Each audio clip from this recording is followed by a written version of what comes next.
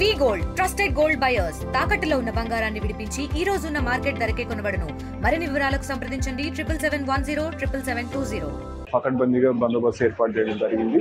So traffic సంబంధించి కూడా last time మీద ఈసారి మనము పార్కింగ్ ప్లేసెస్ కూడా పెంచడం జరిగింది. 11 పార్కింగ్ ప్లేసెస్ అరేంజ్ చేసాం.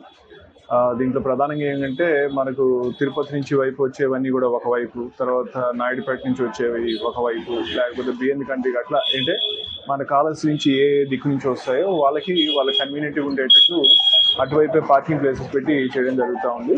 అట్లాగే ఈసారి మనము డ్రోన్స్ కూడా వాడి డ్రోన్ సర్వేలెన్స్ కూడా పెంచి మనము క్రౌడ్ యొక్క మూమెంట్ కావచ్చు, లేకపోతే ట్రాఫిక్ యొక్క మూమెంట్ కావచ్చు, వాటిని చూసుకొని అక్కడ ఉన్న పరిస్థితులను బట్టి మనము వెంటనే స్పందించి వచ్చిన పిల్గ్రిమ్స్కి ఎవరికి కూడా అసౌకర్యం లేకుండా, వాళ్ళకి ఎటువంటి ఇబ్బంది లేకుండా ఉండే విధంగా మనం ఏర్పాట్లు చేయడం జరిగింది.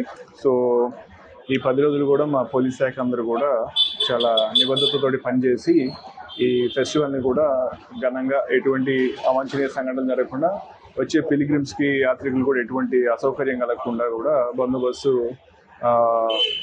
విధులు నిర్వహిస్తారని చెప్పి ఆశిస్తున్నాం. బందోబస్తును కూడా 2 అంచెలుగా వేసుకోవడం జరిగింది. మామూలుగా అయితే ఒక 350 మందితోటి మామూలు నార్మల్ డేస్లో బందోబస్తు అరేంజ్ చేస్తాము.